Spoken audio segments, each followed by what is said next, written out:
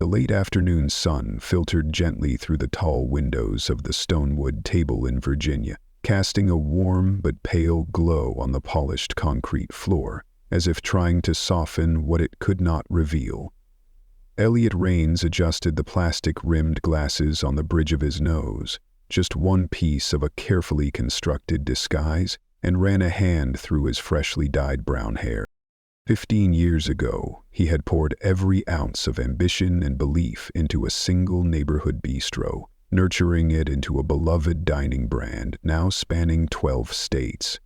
Stonewood Table wasn't just a restaurant chain, it was his life's work.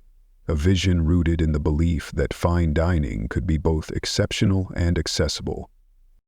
But today, he wasn't here as the founder. Today, he was Liam Foster, just another guest. "Table for one, please," he said with a light Midwestern drawl, perfected over countless hours of quiet practice in front of his bathroom mirror. The hostess, Marissa, according to the neatly pinned name tag on her blouse, offered a professional smile. "Right this way, Mr. Foster." Elliot followed her, letting his eyes discreetly scan the room. The lighting was textbook perfect, dim but inviting. The soft music floated just above the murmur of early diners, calibrated to the volume standards he himself had outlined years ago.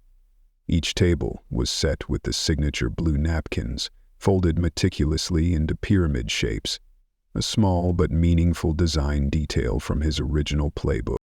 Everything looked flawless, and that ironically was the first red flag. Just last week, he'd read a troubling report.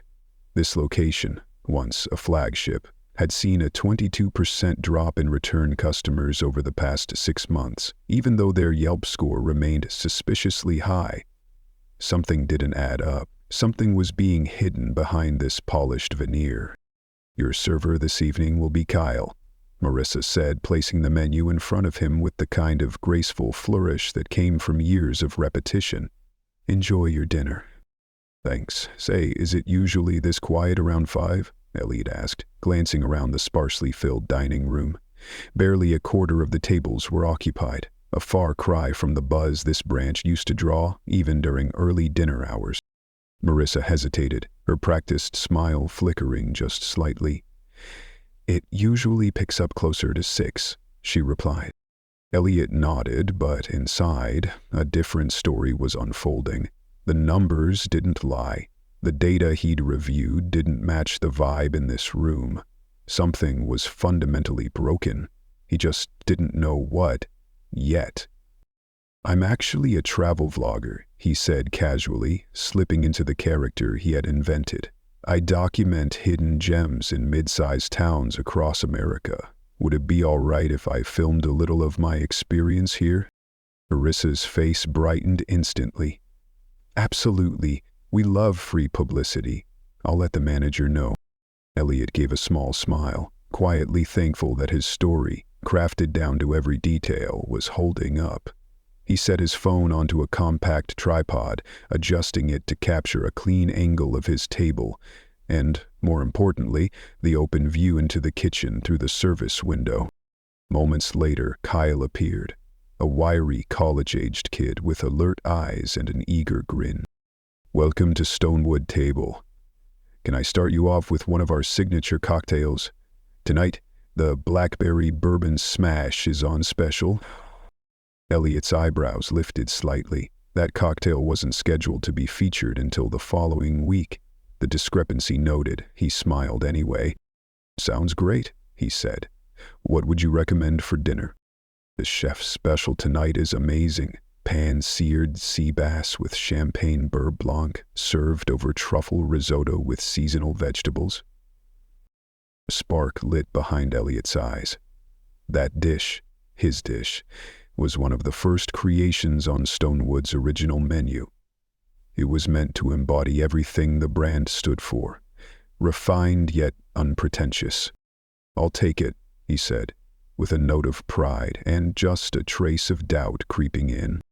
As Kyle walked away, Elliot discreetly pressed record on his phone. Then he stood, slowly making his way to the restroom, which conveniently led past the kitchen service window. He eased his pace as he approached, ears tuned for anything revealing. "Con chef special," Kyle called out. A bearded line cook looked up and nodded. "Got it." "Make it look good. Some vloggers filming," Kyle added, voice tinged with indifference. "Just make it look fancy but keep it cheap," another cook muttered, sliding a plastic tub of rice across the counter. The label read Arborio, but Elliot's trained eye and gut instinct told a different story. He froze mid-step. Fancy but cheap inside. The phrase struck like a slap. His worst fears were no longer theory. They were confirmed in a single sentence. Returning to his table, his heartbeat pounded in his ears. His cocktail had arrived. He took a sip. Watery. The rich blackberry puree that gave the drink its depth was completely absent. It tasted like a weak imitation of what it was supposed to be. 20 minutes later, Kyle returned with the chef's special, presenting it like a contestant in a culinary competition. The plate was visually stunning.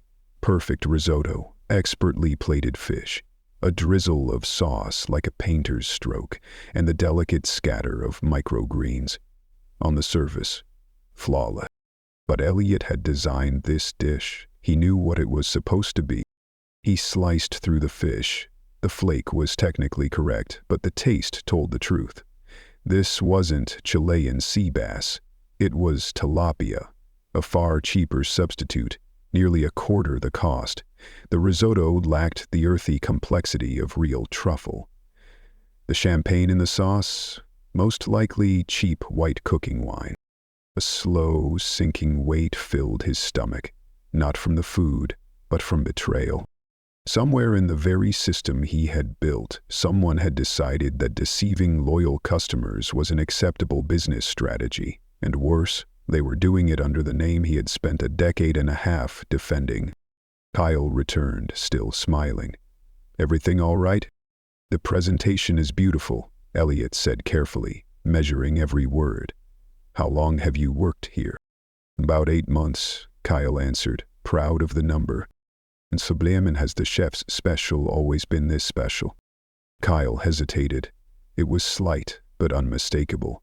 "Chef Luis is very particular about that dish. Says it's what puts Stonewood on the map." Elliot nodded slowly, eyes flicking toward the kitchen. "I'd love to thank him personally. Is he here tonight?" Kyle glanced toward the back, uncertain. Elliot leaned back in his chair. The performance was over. The curtain had been pulled back just enough to reveal the shadows beneath the spotlight, and this was only the beginning. "Jeff's pretty busy during service," Kyle said, maintaining his usual courteous tone, though a hint of hesitation crept into his voice. "But I can pass along your compliment." Elliot leaned in slightly, seizing the opportunity. "Actually, I've been thinking about picking up some restaurant work. It'd be a great way to earn a little extra and get more material for my food and travel vlog. Are you guys hiring?" Kyle's eyebrows rose. He clearly hadn't expected the question. "We're always short-staffed. If you're serious, I can mention it to the manager." "Very serious," Elliot replied, flashing a sincere smile, his eyes warm with a glimmer of conviction. "I really want to understand how a place like this runs. Behind the scenes." Kyle nodded without suspicion. What he didn't know, what he couldn't possibly imagine, was just how serious Elliot truly was. He wasn't here to observe. He was here to expose. Every shortcut, every lie, every person who had quietly corrupted the mission he once gave his soul to build. 3 days later, Elliot stood in the bustling back kitchen of Stonewood Table, wearing a standard-issue black apron with Liam stitched neatly across the front pocket. The plan had progressed faster than expected. A brief, almost perfunctory interview with the floor manager, who seemed more desperate to fill shifts than verify resumes, had landed him a part-time gig as a prep cook. No background checks, no red flags. "You'll be shadowing Miguel today," the manager had said, pointing toward a stocky man, rhythmically chopping vegetables with machine-like precision. Miguel didn't even glance up when Elliot approached. He just kept working, each knife stroke landing with mechanical accuracy, just like the knife skills in the official Stonewood Culinary Handbook. Elliot watched in silence. This was a seasoned pro. But did he know what was really happening here? "So, why do you want to work in a restaurant?" Miguel finally asked, eyes still fixed on his cutting board after nearly 10 minutes of silence. "I'm working on a food and travel docu-series," Elliot replied, sticking to his cover story. "Figured the best way to understand the industry is from the inside." Miguel let out a dry, sardonic laugh. "Well, you picked the right place to learn." The lunch rush kicked in, the kitchen transformed into a well-oiled machine, tickets pouring in, stations communicating like a synchronized brigade. On the surface, everything appeared to follow protocol. But Elliot noticed the cracks. Spices were measured by eye instead of by scale. Herbs meant to be fresh were swapped for dried. Sauces that required a 30-minute reduction were rushed through in 10. Shortcuts everywhere. "What's in that box?" Elliot asked casually, nodding toward a delivery cart rolling in through the back entrance. An area with no surveillance, bypassing the usual receiving station. Miguel glanced over his shoulder, then lowered his voice. "Not your concern." The box disappeared into a walk-in cooler Elliot hadn't seen during his orientation. He made a mental note of the location. He would be back. By the start of the dinner shift, Elliot had been reassigned to prep with Jasmine, a sharp-eyed young line cook who spoke with just enough sarcasm to keep her coworkers honest. When she noticed the way he julienned carrots, precise and quick, her curiosity was piqued. "You do that like a pro," she said, watching him with a mix of admiration and caution. "I've worked in a few places," Elliot replied carefully, keeping his true culinary pedigree under wraps. "Well, don't be too good," Jasmine smirked, "or they'll bump you up to the line, and that's where the real drama happens." "Drama?" Elliot asked, playing along.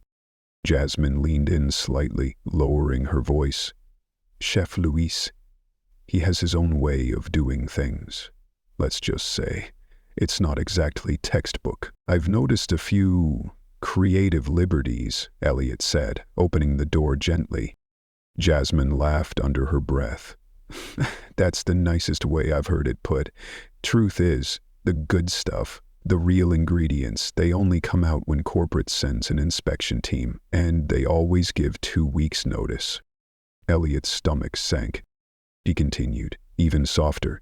"The rest of the time, we get off-the-record shipments from discount suppliers. Every Friday, new customers don't really notice, but the regulars, they know something's off." "What about the inventory system?" Elliot asked, though he already knew the answer. He was the one who'd helped design it. "On paper, everything looks perfect, but what comes through that door?" Jasmine motioned toward the back. "Let's just say it doesn't always match the invoices." Before Elliot could ask more, a cold voice cut through the kitchen. "New guy, huh?" Louise Grant, the executive chef, stepped in, tall, imposing, with silver-streaked hair pulled back in a tight ponytail. His demeanor was less mentor and more general on the front lines. Elliot hadn't expected warmth, but the sharp chill of Louise's presence was still jarring. "I need someone on seafood prep tonight," Louis barked. "Think you can handle that without wasting my product?" "I'll do my best, chef," Elliot said, biting back his irritation at being spoken to like a novice. "You better," Louise replied, thrusting a plastic container into Elliot's hands. "This is Chilean sea bass. Each fillet costs $22. Screw it up and you're done." Elliot nearly dropped the container. He stared down at the fish inside. It wasn't sea bass. It was clearly tilapia or maybe swife, cheap, generic white fish, worth maybe $5 a portion. The fraud was no longer theoretical. It was happening right here, in plain sight. Unapologetic, systemic, brazen. And Elliot had just been handed the smoking gun. That evening, during his break, Elliot quietly slipped toward the mysterious walk-in cooler. The door required a key card, but one of the line cooks had carelessly left it ajar while retrieving supplies. Elliot didn't waste the opportunity. Inside, he found everything he needed. Rows of cheap products, repackaged in premium brand containers, mass-market pasta, poured into boxes labeled as artisanal Italian imports, industrial-grade cooking oil funneled into bottles marked as premium olive oil. Worst of all, a hand-written ledger tucked behind crates of milk, detailing 2 sets of records, one for corporate, one for actual use. Heart-pounding, Elliot took out his phone and began photographing each page. Then, "Everything okay, Liam?" The voice behind him froze. His blood. Louis stood in the doorway, arms crossed, leaning casually against the frame, his expression unreadable. "Or should I call you something else?" Louis asked, his eyes cutting straight through Elliot's disguise. Elliot offered a calm smile, not missing a beat. In one smooth motion, he slipped the phone into his pocket. "Just getting familiar with the inventory system," he said, voice steady. "I've worked at a few places before, but none as organized as this one." Louis' eyes narrowed, suspicion flickering. For a moment the air felt razor-thin. Then, after a long pause, he nodded slowly. "Still guarded, but not hostile. Organization is the only thing keeping a place like this afloat," Louis said, as if nothing had happened. Then he turned. "Why don't you help Marco with tomorrow's order? Think of it as part of your training." Elliot recognized it for what it was. Not an invitation, but a test. A carefully baited trap, hidden under the guise of trust. "Happy to, chef," he replied, smiling with equal precision. In the days that followed, Elliot perfected the role of the eager apprentice. He arrived early, stayed late, never complained. He praised Louis's innovative approach to cost management with just enough frequency and charm to seem sincere, not suspicious. Slowly, the wall between them began to erode. Louis relaxed, wary but loosening. "You've got potential," Louis said one night as they closed up. "Not like the other idiots around here who can't even follow a damn recipe." "I appreciate that, chef," Elliot replied genuinely. "I'm trying to learn everything I can." Louis eyed him for a long moment, calculating. "You interested in something more serious? Assistant manager's out next week. I could use someone who actually thinks." This was the opening Elliot had been waiting for. "That'd be incredible. I've been hoping to learn more about the operational side." "Good. Be in early Friday. That's when we do our supplemental inventory." Friday arrived, along with the shadow delivery Jasmine had warned him about. Elliot showed up at 5:00 a.m. sharp. Louis was already in the office, poring over paperwork. "Right on time, Liam," he said, handing over a clipboard. "Check these items off as they come in. And remember, this stays between us. No need for the staff to know how the sausage gets made, so to speak." "Understood, chef," Elliot said, his eyes scanning the list. It mirrored a legitimate inventory sheet, but the products were drastically inferior. At 5:30 a.m., the delivery arrived. A white, unmarked van pulled up, no logos, no identifiers. The driver, a heavy-set man with a stone face, barely acknowledged Elliot as he began unloading. "Discount distributors?" Elliot muttered, squinting at the invoice. "Never heard of them." "They're specialized," Louis replied dismissively. "Industry contacts." When Louis stepped away to take a call, Elliot snapped photos of the invoice. One line made him pause. The billing address wasn't for the restaurant. It was for TC, Hospitality Solutions. Over the next week, Louise gave Elliot increasingly privileged access. One night, under the pretense of updating inventory records, Elliot dug deeper into the office computer. "TC Hospitality Solutions," he whispered, typing into the email search bar. He found it. A thread of exchanges between Luis and someone named Trevor Collins. The language was vague, coded, but the meaning was clear. Trevor approved inflated reimbursement requests, and Luis submitted forged invoices from legitimate suppliers. The profits, up to $8,000 per week at this one location alone, were split between them. A quick internal search confirmed Elliot's worst suspicion. Trevor Collins was not some unknown rogue. He was the regional director, overseeing all 8 Stonewood locations in the area. Worse, there was a spreadsheet tracking efficiency improvements across all 8 restaurants, each using the exact same fraudulent system. Elliot needed hard proof. That night, he called Stonewood's procurement department, putting the call on speaker while secretly recording. "Procurement, this is Shelley." "Hi Shelley, this is Kyle from the Virginia location. I'm helping Chef get ready for the upcoming corporate audit. We seem to be missing the invoice for a recent truffle oil order. Can you confirm the shipment?" Shelley typed for a moment. "Yes, 10 bottles last week from Umbria Imports. Total, $642.00. Approved by Trevor Collins." "Great, and what about the Chilean sea bass? Grade A, 40 pounds, $1,840.00. Also approved by Trevor." "Perfect. That's all I needed, thank you." Elliot ended the call. His mind reeled. The premium ingredients were never delivered. Trevor signed off on full reimbursements. Luis substituted cheaper goods and faked the documentation. It was a closed-loop scam, simple, elegant, and dangerous. The next morning, Elliot followed the delivery van. Taking a smoke break, he slipped into his car and tailed the vehicle from a distance.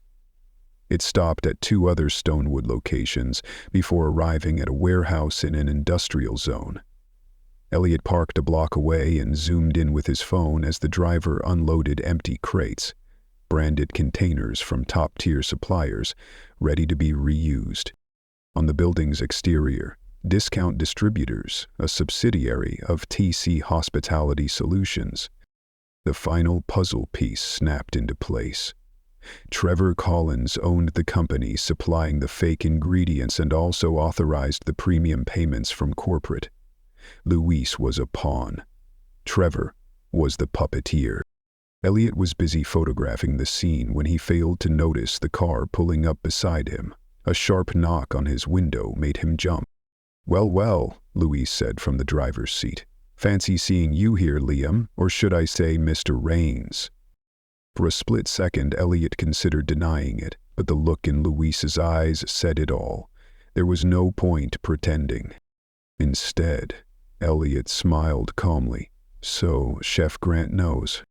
Luis faltered slightly, thrown off by Elliot's unshaken demeanor. "You have no idea what you're getting into." "Actually," Elliot replied as he started his car, "I have a pretty good idea. Now, shall we talk somewhere more private, or should I call corporate security right now?" 10 minutes later, they were seated at a diner off the highway. Luis maintained his steely exterior, but Elliot could see the gears turning behind his eyes. "How long have you known?" Luis asked. "About who you are, or what you've been doing to my restaurant?" Elliot replied, stirring his coffee slowly. "I've had suspicions for months. The drop in return customers wasn't normal. It wasn't the market. I needed to see it with my own eyes." "So you put on a disguise, posed as staff, and spied on your own people," Luis scoffed. "Subtle, wasn't it?" Elliot replied, his tone polite with just a hint of irony. "Almost as subtle as calling tilapia sea bass, or using synthetic truffle oil in place of the real stuff, the kind I personally vetted for our menu." Luis' face hardened. No more sarcasm, no more bluff. Just anger, discomfort, and the bitter sting of being caught. "You don't understand this business anymore, Elliot.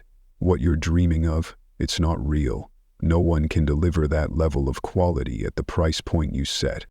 Elliot didn't blink. Strange. 35 other locations seemed to manage just fine.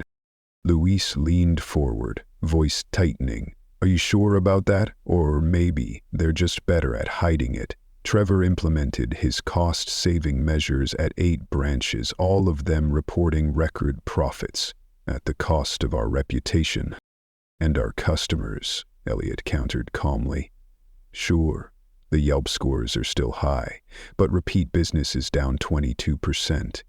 Customers may not be able to pinpoint what's wrong, but they know something's off. A flicker of uncertainty crossed Luis's eyes, the first crack in his icy facade. What do you want? He asked quietly. Everything, Elliot said without hesitation. Names, dates, invoices, the entire operation. Why would I give that to you? Because I'm offering you immunity, Elliot replied. Testify against Trevor. Help me recover what was stolen, and you keep your culinary license. No criminal charges, no industry blacklisting.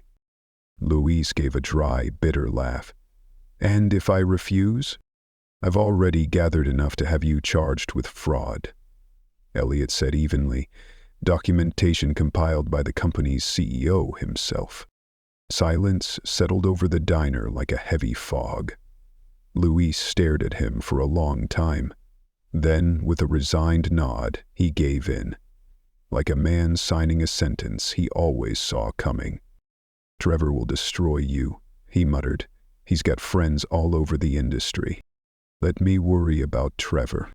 Over the next hour, Luis revealed everything, every detail of a fraud that had been growing for nearly 2 years. How Trevor had approached him with promises of generous bonuses in exchange for cost-efficiency improvements. It started small, just a few substitutions. Then, like all unchecked corruption, it snowballed. Now, nearly 70% of the menu was made with cheaper substitutes. Never smart, Luis admitted. He set up a shell company to supply the knockoff products. I forged invoices from approved vendors. Corporate reimbursed the full amount. The fake stuff got delivered. We split the margin. I took 15%. Trevor kept the rest. Said it covered operational costs.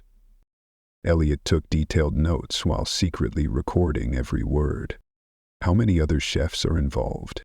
All 8 restaurants under Trevor's region, but none are as smooth as ours. The warehouse I followed is leased under TC Hospitality Solutions. That's where they repackage the cheap stuff into premium brand containers. Luis hesitated. There's something else. Trevor doesn't work alone. He has someone higher up. He calls them the investor. They make sure corporate audits never dig too deep. His region only gets inspected on a fixed schedule, always with advanced notice. A cold chill crept down Elliot's spine. This wasn't just a rogue regional manager. This could be someone on the executive team, or worse, the board of directors. I need proof of this, investor, Elliot said firmly. I might have something, Luis replied. Trevor's coming tomorrow for his monthly review. He always brings a secure laptop with all the sensitive financials, never leaves it behind. And you can give me access? I can try, but what happens after? He'll know I talked. I'll deal with Trevor myself. If you cooperate fully, I'll make sure you're protected. Just then, Elliot's phone buzzed, a new email notification. News from his assistant, a reminder about tomorrow's board meeting. First agenda item, a proposal to expand Trevor Collins' cost-efficiency strategy, company-wide spot, sponsored by none other than David Markham, Stonewood's CFO, and Elliot's longtime friend. The trail flared in Elliot like a match to dry leaves. But his face remained calm as he turned back to Luis. I want every detail, every authentic ingredient that's been replaced, every fake one that's been used. By the time their meeting ended, Elliot had everything he needed, a full blueprint of the fraud, and a plan, not just to expose Trevor Collins, but to unmask whoever had shielded him from the top. What Luis didn't know was that before this conversation, Elliot had already forwarded all the evidence to his most trusted legal advisor, with instructions to send it to authorities if he didn't check in by the following evening. That night, as he drove back to his hotel, Elliot couldn't stop thinking about the phrase that started it all. Make it look fancy but cheap inside. Cold, pragmatic, and now haunting. It had become the epitaph of a company he once considered his life's greatest creation. The following evening, the private dining room of the Virginia Stonewood location shimmered under recessed lighting. Round tables draped in white cloth, crystal glassware placed with precision, a flawless setting, a perfect mask, just like the beautifully plated lies served here for months. Elliot was the first to arrive, no longer Liam Foster. He entered in a tailored navy suit, silver-streaked hair neatly combed, every inch the composed CEO. Accompanying him were three people: Jennifer Chin, head of legal, Marcus Brody, VP of operations, and Sarah Winters, head of internal audit. None of them knew the real reason they had been summoned. "Thank you all for coming on such short notice," Elliot said as they took their seats.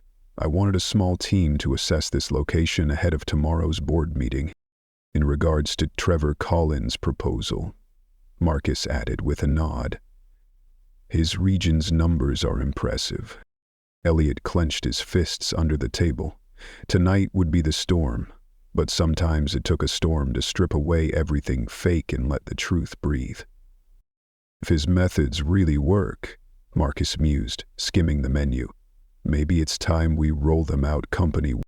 Elliot kept his tone measured. "Let's see how dinner goes first." None of the staff recognized the man now seated at table 12 as the quiet prep cook from just weeks before. They greeted him with the reverent tension reserved for high-level executives, unaware they were about to witness the climax of a story far bigger than any of them imagined. Louise emerged from the kitchen, all professional decorum, and shook Elliot's hand with practiced poise. "Mr. Rains, what an unexpected honor," he said smoothly. "Had I known the CEO himself was coming, I'd have prepared something truly special." "No need, Chef Grant. I want to experience exactly what our regular guests do. I'll have the chef's special." A flicker of panic crossed Luis's face, but he recovered quickly. "Of course, though our spring menu items are..." "The chef's special," Elliot said firmly. Luis nodded and returned to the kitchen. Elliot quietly activated the recording function on his phone. The scene was set. Less than 5 minutes later, Trevor Collins entered the room. His confident stride faltered the moment he spotted Elliot. "Trevor," Elliot said, standing to shake his hand with a calm smile. "Perfect timing. Join us. Chef Grant is preparing his famous sea bass for everyone." Trevor forced a smile. "Elliot, what a surprise. I thought the regional review was tomorrow." "I decided to come early. Unannounced visits tend to reveal more than scheduled ones. Don't you agree?" Before Trevor could respond, the door opened again. This time, it was David Markham, Stonewood's CFO, and Elliot's former friend. He had received an anonymous email inviting him to observe Trevor's operation firsthand. The trap was perfectly set. "David, what brings you here?" Elliot asked, feigning surprise. "Got a message saying you wanted me to witness Trevor's performance ahead of the board meeting," David replied, visibly confused. "Wonderful," Elliot said, pouring wine. "We were just about to eat." The first course arrived. Heirloom tomato salad with imported burrata. Elliot knew, from Luis's confession, that the tomatoes were mass-produced greenhouse crops, and the burrata was nothing more than mozzarella injected with heavy cream. Elliot took a bite, then smiled. Beautiful presentation. "Trevor, would you walk us through the financial improvements you've implemented here?" Trevor launched into a polished presentation about vendor consolidation and streamlined procurement. David nodded. Jennifer and Sarah took notes. Only Marcus appeared skeptical, casting glances at the food like a man reading between the lines. Then the chef's special arrived. Elliot raised his glass. "Before we eat, I'd like to offer a toast to transparency, the one thing no business can survive without." Glasses clinked gently. Trevor shifted in his seat. "No," Elliot continued. "Actually, I'd like to tell you all a story." He pulled out a small remote and pressed a button. A hidden projector flickered to life, casting images onto the wall. Photos of Elliot in disguise, working in the kitchen as Liam Foster. "For the past 2 weeks I've been working here as a prep cook," Elliot said, his voice steady. Gasps filled the room. Trevor turned pale, and the unraveling began. The entire table fell into stunned silence. Trevor went pale. "And what I discovered was truly disturbing," Elliot said, voice steady. "Perhaps Chef Grant would like to share with everyone what we're actually eating." Louise stepped forward. He looked at Trevor, then at David, before addressing the table. "It's not Chilean sea bass," he admitted. "It's tilapia. The truffle in the risotto is artificial flavoring. The champagne in the sauce is cooking wine." The air froze. David stammered, "But the invoices show we paid for premium ingredients." "Exactly," Elliot responded. "Ingredients that never arrived. Instead, Trevor's company, TC Hospitality Solutions, supplied cheap substitutes and pocketed the difference." A slideshow began. Forged invoices, altered records, email exchanges between Trevor and Luis, photos of the warehouse. "This fraud has been operating across 8 locations," Elliot continued, "costing us more than $1.2 million a year and gutting the reputation we've spent 15 years building." Trevor shot up from his seat. "This is outrageous. Luis is just trying to save himself." "No," Elliot said calmly. "Luis has provided a full confession, including the name of the investor who ensured Trevor's region was never hit with surprise audits." David suddenly stood. "I need to make a call." "Sit down, David," Elliot said, his voice lowering like a hammer. "Your offshore accounts in the Caymans can wait. Yes, we know about those too." The screen flashed again, now showing wire transfers from TC Hospitality to a shell company, then into David's personal bank account. David's face twisted in rage. "You self-righteous bastard. Your impossible standards are killing this company. Do you even understand how razor-thin our margins are?" "I do," Elliot replied coolly, "and yet 35 other locations manage to uphold those standards and still turn a profit. Greed isn't a business strategy, David. It's just theft." Trevor lunged for the door, but Marcus blocked him. Jennifer was already on the phone with corporate security. Minutes later, both Trevor and David were escorted out of the building. Silence blanketed the room. "What now?" Marcus asked, voice low. Elliot glanced at the untouched plate of fish in front of him, beautifully presented, empty of value, a perfect metaphor for what had just been unmasked. "No," he said, pushing the plate away. "We rebuild, starting with real ingredients and real integrity." He turned to Luis. "Chef Grant will assist with the investigation, but we'll need a new executive chef for this location. Any recommendations?" Marcus paused for a moment. "Jasmine Porter, junior line cook," he said. "She's held to our standards, even under pressure. I noticed her discipline when I toured the kitchen earlier." Elliot nodded, the image of the quiet, sharp-eyed young woman returning to his mind. Jasmine, the first person brave enough to whisper the truth. A single seed of honesty that helped save a garden rotting from the inside out. "Perfect," he said. "Let's give her the opportunity to serve food that's not just beautiful on the outside, but truly worthy from within." As the executives dispersed to handle the fallout, Elliot remained in the now quiet room. His thoughts drifted back to that phrase he had overheard in the kitchen. "Make it look fancy but cheap inside," a throwaway line. Yet it became the spark that ignited the unraveling of an entire deception. 3 months later, Elliot stood at the entrance of the newly renovated Virginia location. Inside, the restaurant pulsed with vibrant, orderly energy, like a spring symphony. Nearly every table was full. Servers moved gracefully between guests. Behind a transparent kitchen wall, chefs worked with meticulous attention to detail. "Hard to believe this place nearly killed the brand," Marcus said, joining Elliot.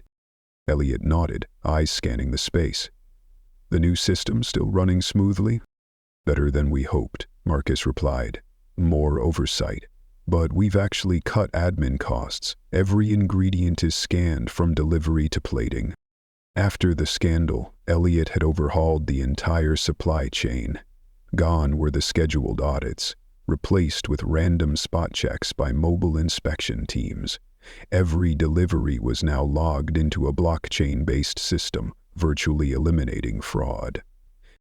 "And the employee feedback program?" Marcus grinned. "Your best idea yet. We get more reports every week. Staff get bonuses for flagging quality issues or substitutions. 2 fraud attempts have already been caught by kitchen crew before they even had a chance to spread." "Jasmine's in the kitchen," Marcus added. "She wants you to try the new spring menu." Elliot made his way across the dining room, pausing to greet familiar guests. Some recognized him, not as the secretive CEO from the shadows, but as the man who had led the company through crisis. What once threatened to destroy Stonewood's image had become a story of redemption. The kitchen now shone bright, not just literally, but in spirit. Gone were the shadows of deceit. Digital monitors tracked inventory in real time, and the transparent wall, both physically and metaphorically, had erased the barrier between chefs and diners. "Mr. Raines," Jasmine Porter greeted him, her smile warm yet confident. No longer the hesitant line cook, she had grown into a leader. "We're ready for the tasting," she said, leading him to a small table tucked into a corner of the kitchen. "This is our new spring menu, every ingredient verified exactly to Stonewood's standards." Elliot tasted each dish carefully. Real ingredients, real flavors, honest food. "These are exceptional," he said, truly. "And still within target margins," Jasmine said proudly. "When your team is properly trained and you cut waste, there's no need to cut corners on quality." It had been the biggest lesson from the scandal. Trevor's savings had actually bled value from the company. Lost customer trust and quiet staff attrition had cost more than anyone realized. "How's the Real Deal campaign doing?" Elliot asked.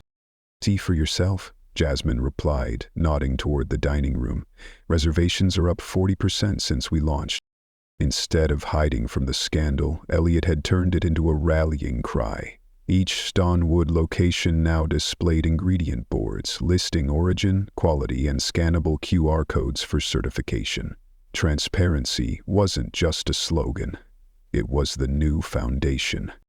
"Kyle called yesterday," Jasmine said. "He's doing great in management training." Elliot smiled.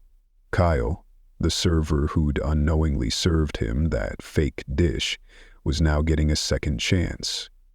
Elliot always believed in redemption, but only for the misled, not the deceivers. "And the others?" he asked, his tone quieter. "Trevor's trial starts next month. David took a plea of 5 years, full restitution. Luis was granted immunity for cooperation, but his career's over. Miguel stopped by last week. He's teaching knife skills at the Culinary Institute now." Elliot nodded. Miguel hadn't participated in the fraud, nor had he turned a blind eye. And now he had found a better path. A message flashed on Elliot's phone. He glanced down, then handed it to Jasmine. 3 other restaurant chains just announced transparency initiatives modeled after our Real Deal program. Jasmine smirked. "Imitation is the sincerest form of flattery." "It's more than flattery," Elliot said thoughtfully. Our story has become a warning across the industry. No one wants to be the next David Markham.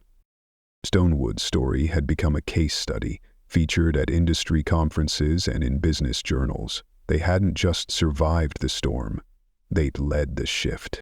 Before leaving, Elliot visited Table 12, where he had first tasted that fraudulent chef's special as Liam Foster. A small plaque now hung above it. Honesty begins with what's on your plate. Driving away, Elliot reflected on the journey. The deepest wound had come from David, a friend he once trusted without question. But from that betrayal came a stronger Stonewood, one not only aligned with its founding vision, but elevated by it. Recent satisfaction surveys showed record-high scores. The words authenticity and integrity were cited again and again by guests. Elliot smiled, remembering the phrase that had started it all.